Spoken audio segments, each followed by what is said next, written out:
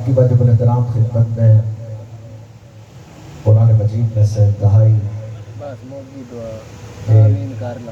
مختصر آیت کو تلاوت کرنے کا شرف حاصل کیا ہے۔ آپ اگر میرے ساتھ ہوں گے تو آگے پڑھ پائیں گے انشاءاللہ۔ ارشاد الہی ہے، من عمل صالحا ذکرا او انثی فہو مؤمن فلنحیینہ حیاتا طیبہ۔ جو بھی عمل صالح کرے گا، توجہ چاہوں گا، بلکہ میں اس کو سہل انداز میں کچھ اس طرح بیان کروں کہ پروردگار کہنا یہ چاہتا ہے کہ کسی کے بھی عمل صالح کو میں قبول نہیں کروں،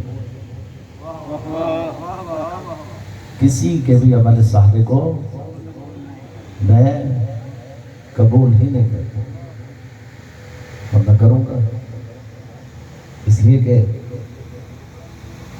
اس کو قبول کرنے کے لیے میری ایک شرط،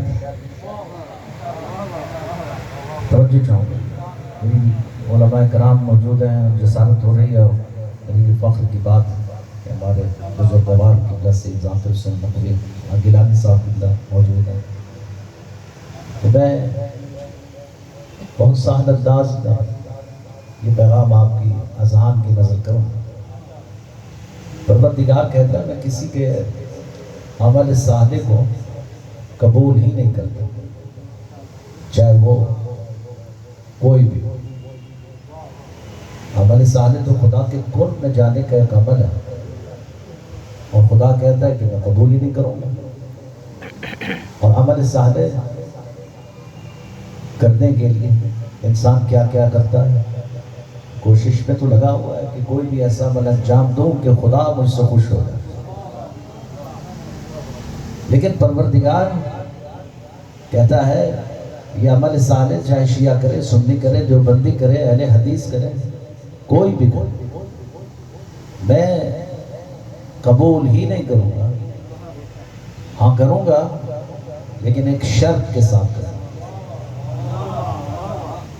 ایک شرط، چاہے وہ مرد کرے یا عورت، کوئی بھی کرے، ایک شرط رکھے۔ وہ شرط کیا ہے جو اللہ نے رکھی ہے؟ وہ کہتا ہے کہ من عمل صالحا ذکر او انثی فہو مؤمن، شرط یہ ہے کہ وہ مومن ہے۔ توجہ چاہوں گا، شرط یہ ہے کہ وہ مومن ہے۔ ہم تو عمل صالح مومن کا قبول کریں، ہم کسی غیر مومن کے عمل صالح کو قبول ہی نہیں کرتے، اور ہم سے زیادہ تو عمل صالح غیر مسلم کر رہے ہیں یا نہیں؟ یہودی کر رہے ہیں، عیسائی کر رہے ہیں، پادری کر رہے ہیں، سب کر رہے ہیں، لیکن اس لیے اللہ نے شرط رکھ دی، ہم عمل صالح قبول کریں گے لیکن شرط کے ساتھ کہ وہ مومن۔ تو پروردگار اگر ہم اس شرط کو بھی پورا کر دیں، توجہ ہے یا نہیں آپ کی؟ اگر ہم اس شرط کو بھی پورا کر دیں کہ مومن ہو اور پھر ہم عمل صالح کریں، پہلے تو یہی بہت اہم ہے کہ یہ دعویٰ کرنا کہ میں مومن ہوں۔ کیا ہر شخص یہ دعویٰ کر سکتا ہے کہ میں مومن ہوں؟ توجہ ہے یا نہیں آپ؟ پہلے تو یہ دعویٰ پرکھنا پڑے گا کہ تو جو یہ دعویٰ کر رہا ہے کہ میں مومن ہوں، واقعاً مومن ہے؟ ویسے تو جب بھی اعلان ہوتا ہے حضرات مومنین تو ہم سر اٹھاتے ہیں، ہمیں مخاطب کیا جا رہا ہے۔ توجہ ہے یا نہیں؟ یعنی ایسے لگتا ہے جیسے کہ ہم ہی سب سے بڑے مومن ہیں۔ تو کیا یہ دعویٰ ایمان آپ کا سچا ہے کہ جس کے بلبوتے پر آپ مومن ہیں؟ اور اللہ کہہ رہا ہے کہ میں عمل صالح صرف اس کا قبول کروں گا جو مومن ہے۔ تو اگر اس شرط کو بھی پورا کر دیا جائے کہ ہم مومن بھی ہوں، تو پروردگار کی طرف سے ایک عطیہ اور ایک عنایت اور ایک اعزاز ہے آپ کے لیے اور وہ بہت ہے. تم اس شرط کے ساتھ عمل صالح کرو تو خدا کہتا ہے فَلَنُحْيِيَنَّهُ حَيَاتًا طَيِّبَةً، تو ہم تیری زندگی کو پاکیزہ بنا دیں گے. ہم تیری زندگی کو پاک اور طاہر کر دیں گے. تمہاری زندگی سے نجاست کو نکال دیں، تمہاری زندگی سے رجس کو نکال دیں. شرط یہ ہے کہ تم مومن ہو.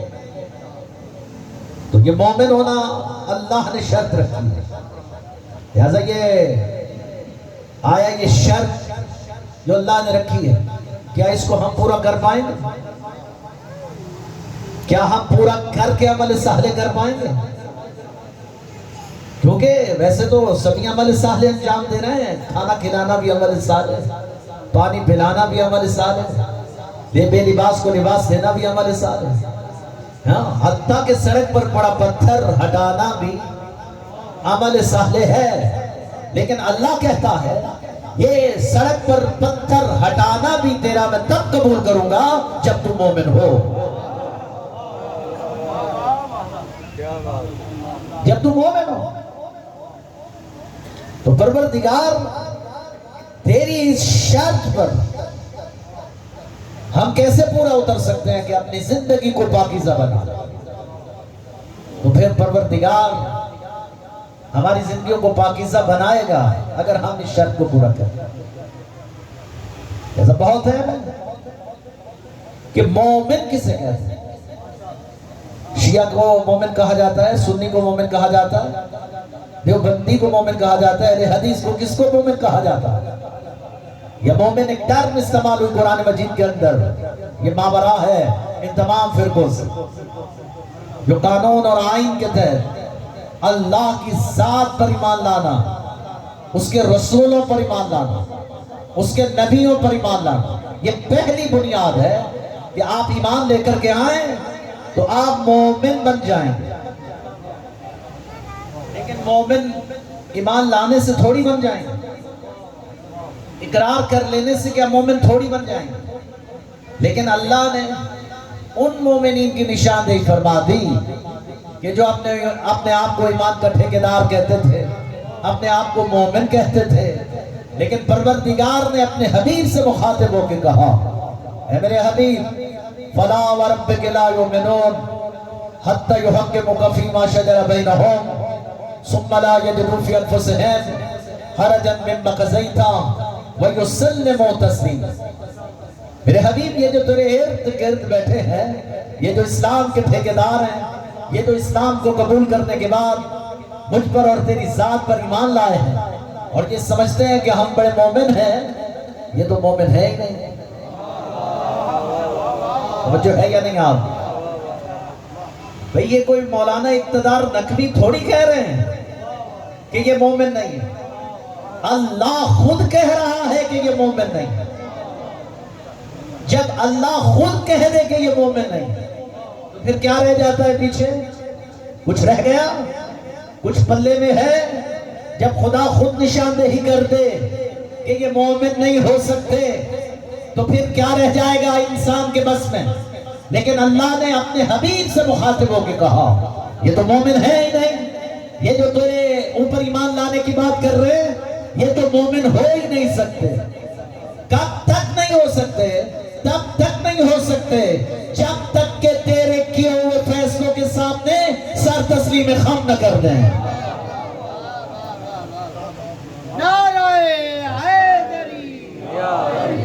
تیرے کیے ہوئے جو فیصلے ہیں یہ اس پر سر تسلیم خم کریں، یہ سروں کو جھکائیں. صرف سروں کو نہیں جھکائیں، یہ دلوں کو بھی جھکائیں. توجہ چاہوں گا آپ، یہ دلوں کو بھی جھکائیں. صرف سر تسلیم خم نہیں کرنا، دلوں میں گمان بھی پیدا نہیں کرنا کہ پیغمبر نے ایسا کیوں کیا. اور اگر گمان پیدا کر لیا کہ پیغمبر نے ایسا کیوں کیا، اگر گمان کر لیا کہ پیغمبر نے ایسا کیوں کیا، یہ کیوں بڑی خطرناک ہے. یہ کیوں جو ہے نا یہ پتہ نہیں انسان کو کہاں سے کہاں لے جاتی ہے. یہاں کیوں نہیں چلے گی, یہاں چون چرا نہیں چلے گی, یہاں سر تسلیم خم چلے گا, یہاں سر کو بھی جھکانا ہے, دل کو بھی جھکانا ہے. لہذا بہت ہیں, گمان پیدا نہیں کر. پیغمبر اے اللہ کا نبی, تو ایسا کیوں کر رہا؟ یہ کیوں ہی تمہیں ایسا سبق دے گی کہ زندگی بھر یاد رکھا. یہ وہ کیوں نہیں ہے جو ثاقب نثار کے سامنے چلتی تھی. توجہ چاہوں گا آپ کی, ہاں جی, یہ کیوں وہ نہیں ہے جو جسٹس ثاقب نثار کے سامنے چلتی تھی. وہاں سے نکالا جانے والا پھر بھی جا سکتا ہے, پھر بھی وہاں آ سکتا ہے, یہ کوئی عام سی بات ہے. لیکن جب پیغمبر کسی کو اپنی محفل سے اٹھا دے تو وہ صرف پیغمبر کی محفل سے نہیں نکلتا ہے, وہ اسلام کے دائرے سے بھی نکل جاتا. اس لیے کہ پیغمبر جس کو اٹھا پھر اسلام کے دائرے میں بھی آنے کے لائق نہیں رہتا. دلوں میں گمان پیدا نہ کریں پیغمبر جیسا کچھ. اور جب کیوں کہہ دیا تو میرے حبیب یہ سارے کے سارے کافر ہو گئے. ان کا اسلام سے کوئی تعلق, ان کا ایمان سے کوئی تعلق. اب دنیا عالم اسلام کو یہ بات سمجھانے کے لیے یہ قرآن مجید کی وہ آیت ہے جو مفکر اسلام علامہ طارق جمیل صاحب نے بھی پڑھی اپنے مسلمانوں کے درمیان, اور بڑے بانگ کے دہل سے پڑھی, اور ان کو کہا کہ بھائی اس آیت کو سمجھ لو. یہ قرآن مجید میں بہت بڑا میزان ہے. یہ آیت یہاں پتہ چل جائے گا کہ مومن کون ہے اور منافق کون. یہیں سے ہی نکھیڑا ہو جائے گا اور فیصلہ ہو جائے گا کہ تم کہاں کھڑے ہو اور ہم کہاں کھڑے ہیں. لہذا علامہ طارق جمیل نے اس آیت کو کوٹ کیا تھا اپنے ایک خطاب میں, اور انہوں نے بانگ دہل اپنے چاہنے والوں سے یہ کہا تھا کہ یہ آیت فیصلہ کر رہی ہے کہ پیغمبر کی بز میں بیٹھنے کے کون لائق ہے اور اٹھائے جانے کے کون لائق. یہ سارے کے سارے کافر. اب پیغمبر جو بھی فیصلہ کرے اس پر سر تسلیم خم کرنا, دلوں میں گمان پیدا نہیں کرنا ہے. کیوں؟ اس لیے کہ یہ پیغمبر کے فیصلے پر سر تسلیم خم کرنا مجھے مومن بنائے گا, اور جب میں مومن بن جاؤں گا تو خدا کا وعدہ ہے کہ میں تمہاری زندگیوں کو پاکیزہ بناؤں گا. تاریخ اٹھائیں آپ کو پتہ چلے جن جن لوگوں نے پیغمبر کے فیصلوں پر سر تسلیم خم کیا, جھک گئے, دلوں سے قبول کیا اور ایمان لے کر کے آئے. کوئی نسم بنا, کوئی کمبر بنا, کوئی مقداد بنا, کوئی ابوذر بنا, کوئی عمار یاسر بنا, اور کچھ تو اتنی حد تک آگے بڑھ گیا کہ کہنا پڑ گیا السلمان منا اہل البیت. منزل ایمان یہاں تک پہنچی کہ جہاں کہنا پڑ گیا کہ السلمان منا اہل البیت. خدا نے جب ان کی زندگیوں کو پاکیزہ بنا, اپنی پاکیزگی کے جوہر میں, یہ کسی عام ہستی کے قول سے ثابت نہیں تھی ان کی زندگی کے معیارات. ورنہ ابوذر جس مقام اور جس منصب پر تھا, اللہ کے نبی نے ابوذر کے لیے کہا تھا کہ آسمان نے اس شخص پر سایہ ہی نہیں کیا, زمین نے اس شخص کا بوجھ ہی نہیں اٹھایا جو ابوذر سے زیادہ سچا ہو. سچائی کی دلیل دے خود بزبان پیغمبر. آپ مجھے بتائیے کہ جس کی دلیل خود نبی خدا ہو, سچائی, جس کی سچائی کی سند اللہ کا نبی دے رہا ہو, اس کی پاکیزگی کا کیا عالم ہو. ان کی پاکیزگی کا عالم یہ تھا کیونکہ یہ وہ ہستیاں ہیں کہ جنہوں نے پیغمبر کے کیے ہوئے فیصلوں پر سر تسلیم خم کیا, اور یہ وہ ہیں کہ جنہوں نے دلوں میں گمان پیدا نہیں کیا, چون چرا پیدا نہیں کی. میں ان کی تو بات ہی نہیں کر رہا جنہوں نے چون چرا کی ہے, جو ہے یا نہیں ہے, جنہوں نے چون چرا کی میں تو ان کی بات ہی نہیں کر رہا. کیونکہ چون چرا کرنے کے بعد وہ آپ اسلام کے دائرے میں رہ کہاں گئے تھے کہ ان کی بات کیجئے؟ وہ تو رہ ہی نہیں گئے، لہذا ان کی بات چھوڑیے، میں ان کی بات کروں جن کو خدا نے پاکیزہ بنا۔ پاکیزگی کا عالم یہ تھا، یہ منزل اور یہ مقام کسی اور کو نہیں مل سکتا، کیونکہ پیغمبر کے کیے ہوئے فیصلوں پر سر تسلیم خم کرنے والا وہ سلیمان اس قابل ہو گیا تھا کہ اپنی داڑھی سے دہلیز زہرا پر جھاڑو دینے جاتا تھا۔ جب اتنا جوہر کمال اس منزل پر پہنچ جائے، پھر یہ اس قابل ہے کہ وہ آئے اور دہلیز زہرا پر اپنی داڑھی سے جھاڑو دے۔ جھاڑو دینے کے قابل ہوتے ہیں کہاں؟ جو مجسمہ طہارت ہے، دہلیز، کیونکہ انہوں نے سر تسلیم خم کیا پیغمبر کے فیصلوں پر، دلوں میں گمان پیدا نہیں کیا، کیونکہ انہوں نے تسلیم کر لیا پیغمبر کے اس فیصلے کو کہ من کنت مولاہ فہذا ہی، جس کا میں مولا ہوں اس کا علی مولا۔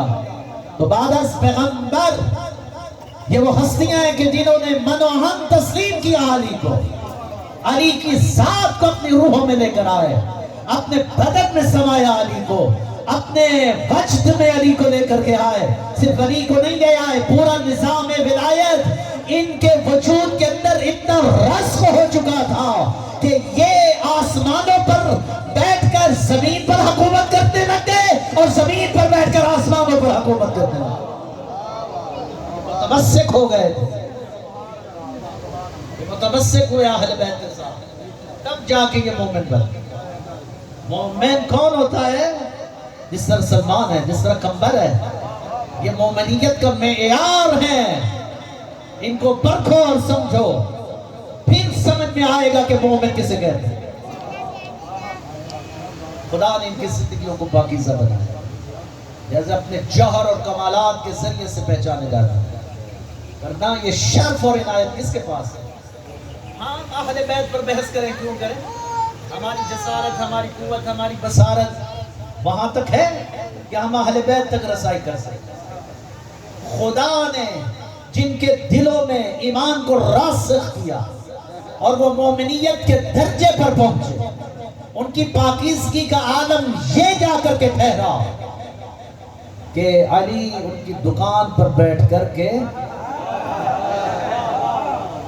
کھجوریں بیچتے تھے، علی ان کی دکان پر بیٹھ کر کے کھجوریں بیچتے تھے، صرف کھجوریں نہیں بیچتے تھے بلکہ علم دیتے تھے۔ علم کمال ہے، علم سمندر ہے، علم درس حکومت کرتا ہے، علم کسی کے پاس بھی آ جائے وہ حاکم ہے، زمین پر حکومت کر سکتا ہے۔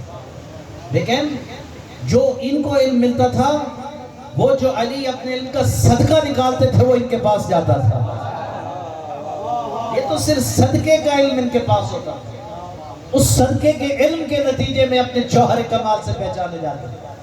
علی جو اپنے علم کا صدقہ کرتے تھے وہ اپنے نوکروں کو دیتے تھے، ان نوکروں میں علم عنایہ والمنایا ایک ایسا علم تھا جو جناب میثم بن تمار کے پاس ہے۔ میثم بن تمار کے پاس جو علم ہے وہ علم عنایہ والمنایا، آنے کی خبریں، جانے کی خبریں، ماضی کی خبریں، حال کی خبریں، مستقبل کی خبریں، یہ میثم بن تمار دیا کرتے تھے۔ میثم بن تمار بیٹھ جایا کرتے تھے چوک پر اور بتایا کرتے تھے، اس کو ماضی بتاتے تھے، اس کا حال بتاتے تھے، بعضوں کو تو ان کے شجرے بھی بتاتے تھے، شجرے بھی بتاتے تھے۔ علی بتاتے تھے کہ تو کیسا ہے، تو کیا ہے، تو کیا کرے گا، یہ میثم بتاتے ہیں، یہ نوکر ہے جو علم علی سے صدقے کے طور پہ ملا تھا، وہ بانٹ رہا ہے میثم دنیا کو۔ اور پھر کمال ہے کہ میثم کیا کرتا ہے، ہاں شجرے بتا دیتا ہے، تو کیسا ہے، تیری ماں کیسی ہے، تیرا باپ کیسا ہے، تو آگے کیا کرے گا۔ کسی نے علی کے خلاف بھونکا تو کھڑے ہو گئے، تو بھونکتا ہے میں بتاتا ہوں، جب تو پیدا ہوا 6 آدمی تیرے سرانے لڑ رہے ہیں۔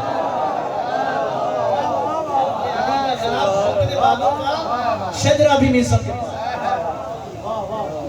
یعنی یہ بتا دیا کہ علی کو بھونکنے والا کبھی بھی حالات زیادہ نہیں ہو سکتا ہے. لہذا آپ بیڑی چوٹی کا زور لگائیں جتنا لگائیں، ہمیں کوئی پرواہ نہیں ہے. ہم تو صرف اتنا جانتے ہیں کہ آج کوئی بھی ملا علی کے خلاف بھونکے گا تو اپنی ماں کا حسب نسب بتا دے گا. ہمیں کوئی پرواہ نہیں. سورج کو کوئی آنکھیں دکھائے تو کیا سورج ڈوب جائے گا؟ زمین دھس جائے گی؟ نہیں ہے. ایڑی چوٹی کا زور لگانے دیجئے، انہیں اپنی موج کرنے دیجئے. ہم تو فضائل پڑھے نا مولا علی کے، کمال کے ساتھ دنیا کو بتائیں کہ مصب کیا تھا. علم لایا و بنایا. یہ نوکر اور مومن خدا نے کیسے اس کی زندگی کو پاکیزہ بنایا. اپنے پاکیزگی جمال کی وجہ سے پہچانا جاتا تھا. ورنہ بظاہر تو کیا تھا، رنگ کالا، پسینے سے لوگ کہتے ہیں بدبو آتی ہے، کپڑے پھٹے ہوئے، پاؤں پہ مٹی، یہ مصب کا حال. لیکن عشق علی وجود کے اندر اتنا سرایت کر گیا کہ ہر رنگ کالا کیا ہوا تو کیا ہوا، جوہر ولایت جو میرے سینے میں ہے اس نور سے میں پورے معاشرے کو منور کر رہا ہوں. ولایت سے میں پورے معاشرے کو منور کر رہا ہوں. میسم علم عنایہ والمنایہ سے یہ خبریں دیتے ہیں، دنیا کو آگاہ کرتے ہیں. دنیا والوں آؤ میسم سے پوچھو کہ میسم کیا ہے. میسم نے دیکھا حبیب ابن مذاہب، دیکھ کر کے کہتا ہے اس شخص کو دیکھ رہا ہوں جو نصرت امام حسین میں کربلا کے میدان میں مارا جائے گا. حبیب کو بڑا تعجب ہوا، بڑے بازار میں چوک میں کھڑے ہو کے میسم مجھے دیکھ کے یہ کہہ رہا ہے ایسے شخص کو دیکھ رہا ہوں جو مودت حسین میں مارا جائے. کمال ہو گیا، کربلا کی زمین پر مارا جائے. اچھا حبیب کہنے لگے میسم بتاؤ تجھے کس نے بتایا، بتاؤ نا کس نے بتایا. کہتا ہے میں کیوں بتاؤں، مجھے تو پتا ہے. نوکروں کے اپنے ہی نخرے ہوتے ہیں، ایسے ہے یا نہیں ہے؟ جب نوکر آپس میں بیٹھے ہوتے ہیں نا تو ان کے اپنے انداز ہوتے ہیں، سرداروں پر اپنے اپنے جذبات کے اظہار کرنے کے. یہ تو آپ بہتر جانتے ہیں نا اور سب کو پتا. لہٰذا کیا ہے، اب بھرے بازار میں ان کی بحث ہو گئی، تکرار ہو گئی. کہہ رہا ہے تجھے کس نے بتایا؟ کہتا ہے مجھے پتا ہے تم مودت حسین میں مارے جاؤ گے. اب بھرے یار بتا دو میسم اس میں کیا حرج ہے. کہتا نہیں بتاؤں گا. اتنے میں رشید حجری آ کر کے کھڑے ہو گئے بیچ میں، اور رشید حجری نے ایک رخ کیا میسم کی طرف اور ایک رخ کیا حبیب کی طرف. میسم کی طرف دیکھ کر کہتا ہے ایسے شخص کو دیکھ رہا ہوں جو مودت علی میں سولی پر لٹکایا جائے گا. پھر حبیب کی طرف دیکھ کے کہتا ایسے شخص کو دیکھ رہا ہوں جو مودت حسین میں کربلا کے میدان میں مارا جائے. یہ کہتے ہی رشید حجری تو تلک گئے، سمجھ گئے بات، نکل گئے. اب یہ دونوں آپس میں لڑ رہے ہیں کہ ارے اس کو کس نے بتایا، ارے اس کو کس نے بتایا. ارے بھائی وہ تو نکل گیا، اس سے تو جب ملے گا تو پوچھیں گے کہ کس نے بتایا. تو بتا تجھے کس نے بتایا. حبیب اپنی بات پر ڈٹے ہوئے، بتا کس نے بتایا. جب میسم نے کہا نہیں بتاؤں گا، حبیب نے کہا اچھا ٹھیک ہے نہ بتاؤ، لیکن مجھے بھی پتا ہے یہ بات رشید حجری سے پہلے مجھے پتا ہے کہ تو مودت علی میں سولی پر لٹکایا جائے گا، یہ مجھے یقین ہے. اچھا آپ میسم، اچھا حبیب میسم کہتا ہے اچھا پھر تو بتا تجھے کس نے بتایا. رشید سے تو میں پوچھ نہیں سکتا، وہ تو نکل گئے، تو ہی بتا تجھے کس نے بتایا. وہ کہتا ہے میں کیوں بتاؤں، تو نے مجھے بتایا. کہتا ہے مسئلہ ختم کرو یار، چلو ختم ہی کرتے ہیں. میسم کہتا ہے 4 سال امیر المومنین کی خدمت کی، 4 سال امیر المومنین علی کے جوتے سیدھے کیے ہیں. 4 سال خدمت کے نتیجے میں علی نے مجھے علم عنایہ والمنایہ دیا. میں آنے جانے ماضی حال مستقبل کی خبریں دے سکتا ہوں. یہ اللہ نے میرے اندر جوہر اور کمال رکھا ہے. حبیب سینہ تان کر کہتے ہیں وارے میسم 4 سال علی کی خدمت کی، تب جا کے تجھے یہ علم ملا. میں تو صرف ایک رات مدینہ میں حسین کی زیارت کرنے گیا تھا، حسین نے ایک رات میں مجھے یہ علم عطا کر دی.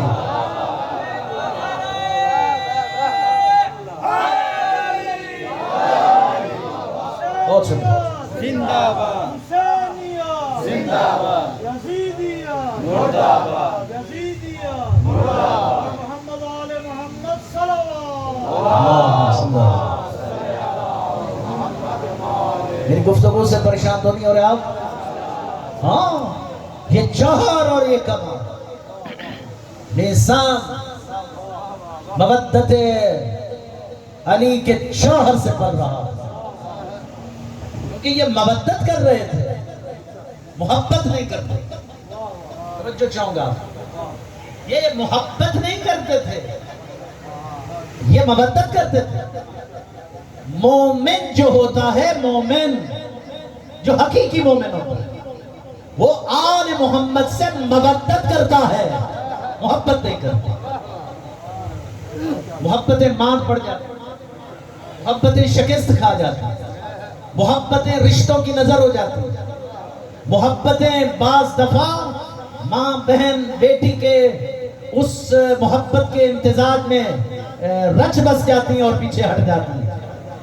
یعنی زہیر ابن قین کا اگر میں دیکھوں تو اس کو بعض دفعہ اپنی بیوی اور بچوں کی محبت نے امام علی مقام سے دور رکھا ہوا تھا، اور پھر وہ یہ کہتا تھا کہ اگر میں امام کے لشکر میں چلا گیا تو مارا جاؤں گا، اور میری بیوی کا کیا بنے گا، میرے بچوں کا کیا بنے گا. جب اس کی بیوی کو پتہ چلا کہ یہ ہماری فکر کر رہا ہے، وہ سامنے آئی اور سینہ تان کے کھڑی ہو گئی. اس نے کہا وارے زہیر، تجھے اپنی بیوی بچوں کا خیال ہے، زہرا کے بیٹے کا خیال نہیں ہے. لہذا اس غیرت اور حمیت کے نتیجے میں زہیر آیا امام کے پاس. لہذا پاس یہی ہوتا ہے کہ انسان جب محبت کے لبادے میں گھستا ہے تو پھر وہ دنیا میں بس جاتا ہے، پھر وہ مومنیت کے معراج پر نہیں جاتا. لہذا بہت جلدی سے گزر رہا ہوں، پیغام فکر ہے، لے کر کے جائیے. اہل بیت محمد خاندان عطرت و طہارت لائے کے محبت دیں گے، ان سے کبھی بھی محبت نہیں کرنا. ان سے کرنا ہے تو مودت کرنا. محبتیں دھوکہ دیتی ہیں، مات پڑ جاتی ہیں. میں دلیل دیتا ہوں، محبت کرنے والوں نے خط لکھے ہیں، بڑا فرق ہوتا ہے. محبت کرنے والوں نے خطوط لکھے ہیں امام علی مقام کو، 18,000 خطوط امام کے پاس گئے. امام نے خط پڑھے، امام نے خط پڑھتے ہی انداز پڑھے، ان خط لکھنے والوں کی روشوں کو پڑھا. کیا تھا؟ مولا آ جائیے، آپ کے یاد میں تڑپتے رہتے ہیں، ہاتھوں میں تسبیحاں لے کے ورد کرتے رہتے ہیں، مولا یاد کرتے ہیں دن رات آپ کو، مولا جب نام آتا ہے آپ کا تو کھڑے بھی ہو جاتے ہیں. یہ وہ کیفیات ہیں جو آج بھی ہمارے معاشرے میں ہیں یا نہیں؟ یعنی ورد بھی کر رہے ہیں، تسبیحاں بھی کر رہے ہیں، نام آئے تو کھڑے بھی ہو جاتے ہیں، درود بھی پڑھ رہے ہیں. یہ سب کچھ وہ اسی معاشرے کے اندر ہو رہا ہے جو ہم سب محبت کرنے والے ہیں. لہٰذا یہ محبت کرنے والوں کی روش ہے کہ وہ درود بھی پڑھ رہے ہیں، تسبیح بھی کر رہے ہیں، ورد بھی کر رہے ہیں، یاد امام میں تڑپتے بھی ہیں، پکارتے بھی ہیں مولا آ جائیے. لیکن حد ہے کہ انہوں نے خط لکھا اور امام کو بلا رہے تھے. فرق صرف اتنا ہے کہ محبت کرنے والے خط لکھتے ہیں کہ مولا آ جائیے، محبت کرنے والوں کو میرے مولا خود خط لکھتے ہیں، حبیب آ جاؤ، زہیر آ جاؤ، مسلم بن سجاد. کمال یہ نہیں ہے کہ آپ امام کو یاد کریں، کمال یہ ہے کہ آپ امام آپ کو یاد کریں. یاد امام میں کون ہوتا ہے؟ جو حقیقی مومن، جس کی خدا نے زندگی کو پاکیزہ بنا دیا. یقیناً قاسم سلیمانی اس دھرتی کا وہ مجاہد مبارز تھا کہ جس کی زندگی کو خدا نے پاکیزہ بنایا. ہاں، یہ وہ ہستیاں آج بھی زمین پر مل سکتی ہیں. تہی العرض تھا قاسم سلیمانی اس دھرتی کے اندر. آج بھی میں مثال دے سکتا ہوں، ایسا نہیں ہے کہ کسی کی دی نہیں جا سکتی ہے، دی جا سکتی ہے نا. قاسم سلیمانی وہ مجاہد مبارز تھا جو پہچانا جاتا تھا اس دھرتی پر، جس کے اندر خدا نے مودت کے جوہر کو رکھا ہوا تھا اور خدا نے اس کی زندگی کو پاکیزہ بنایا ہوا تھا. وہ اپنی پاکیزگی زندگی کے نتیجے میں یہی وجہ ہے کہ وہ فجر کی نماز حرم سیدہ میں پڑھتا تھا، ظہر کی نماز کربلا میں پڑھتا تھا، اور مغربین جنت البقیع میں پڑھا کرتا تھا. کے دور کی اگر میں مثال دوں تو یہ کنفرم ہے، اس میں جھوٹ نہیں ہے، اس میں کوئی خطابت نہیں ہے۔ یہ جوہر ہے، خدا نے ان کی زندگیوں کو پاکیزہ بنایا۔ یہ تو مرد کی بات ہے نا، مولا علی اپنے اکثر نوکروں کو کہا کرتے تھے، اپنے غلاموں کو کہا کرتے تھے، تم جتنے بھی مرتبے اور مقام میں مبدت علی میں جس قدر بھی بڑے ہو جاؤ، کبھی فضہ سے مقابلہ کرنے کی کوشش نہ کرنا۔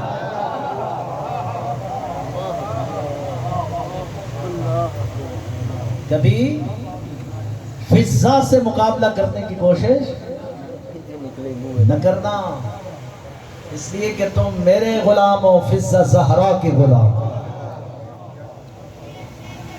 تم میرے سرکل میں ہوتے ہو، زہرا کے سرکل میں فضہ ہے۔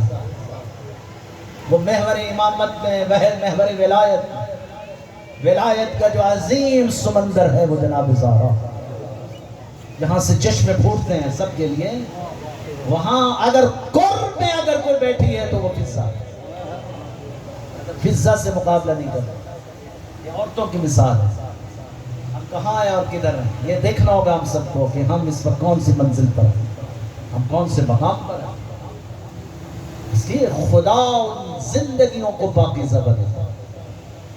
ایمان کی بات اگر کروں تو میں اکثر کہتا رہتا ہوں، کبھی اس ایمان کو چیک بھی کیا کرو، یہ ہے بھی صحیح ہے نہیں، یہ ایمان میرے پاس ہے بھی یا نہیں، جس کے بل بوتے پر میں شیعہ ہوں، سنی ہوں، دیوبندی ہوں، اہل حدیث ہوں، جس بھی مکتب فکر سے تعلق رکھتا ہوں، بیسیکلی یہ ایمان ہے جو بنیاد ہے، یہ ہے یا نہیں، یا ایسے ہی لڑے جا رہا ہوں، کٹے جا رہا ہوں، مرے جا رہا ہوں۔ پہلے یہ تو چیک کر کے ہے بھی صحیح تیرے پاس ایمان کے نہیں۔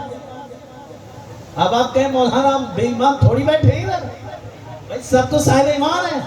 ہم نے کہا میں کون سا کہہ رہا ہوں کہ آپ نے ایمان نہیں، ایمان تو ہے لیکن چیک کرو، کیونکہ جس طرح میڈیکل سائنس کے اندر بلڈ پریشر ہائی ہو جائے تو خطرناک، لو ہو جائے تو خطرناک، اسلام کے اندر ایمان کی بھی یہی پوزیشن ہوتی ہے، یہ ہائی ہو جائے تو نبوت پہ شک کروا دیتا ہے، لو ہو جائے تو میدان سے دوڑے لگوا دیتا ہے۔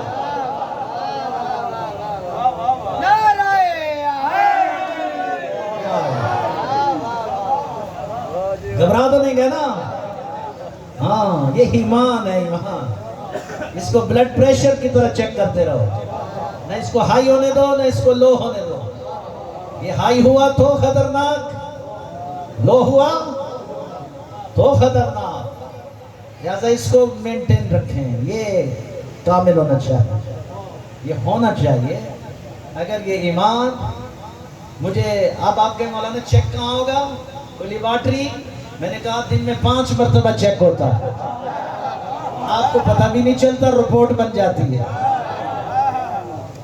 یہ 5 مرتبہ دن میں چیک ہوتا ہے، اس کی لیبارٹری دن میں 5 مرتبہ چیکنگ کے لیے یہ جاتا ہے، پھر پتہ چل جاتا ہے کہ ہم کہاں کھڑے ہیں، رپورٹ بن جاتی ہے۔ اس کی لیبارٹری اس مسجد اور اس مسجد سے گونجنے والی وہ آذان ہے، وہ آذان ہے جس میں علی ولی اللہ کی صدا آتی ہے۔ یہ ٹیسٹ کیس ہے نا ہمارا، یہ علی ولی اللہ جب گونجتا ہے دنیا ایڑی چوٹی کا زور لگا رہی ہے۔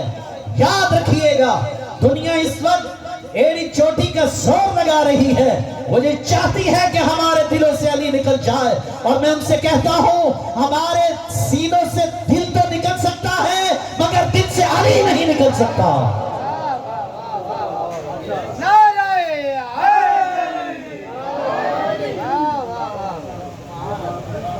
ہمارے سینوں سے دل تو نکل سکتا ہے مگر دل سے، آذان سے علی ولی اللہ نکالنے کے چکر میں ہم نے کہا ہوش کے ناخن لو، کہاں ہاتھ ڈال رہے ہو، ادھر آ گئے ہو، یہ جسارت مت کرنا۔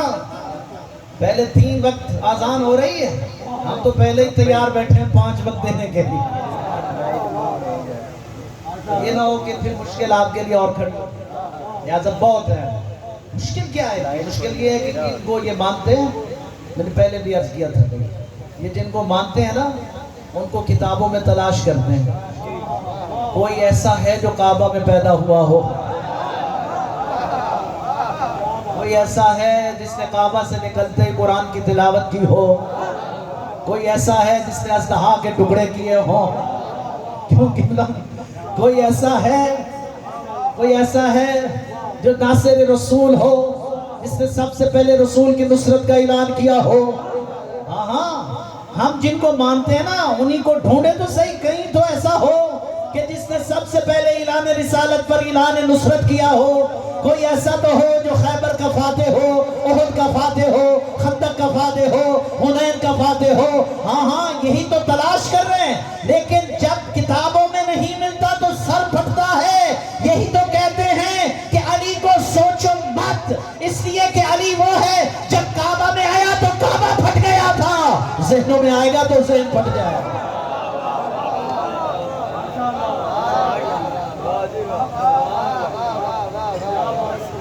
یہ علی سوچنے کا مقام نہیں ہے، علی جھک جانے کا مقام ہے۔ علی کے در پر جھکنا سیکھو۔ وعدہ ہے آپ کا ہمارے سے، اس خاندان عطرت و طہارت کے دروازے پر جتنا جھکتے چلے جاؤ گے اللہ اتنا بلند سے بلند کرتا چلے گا۔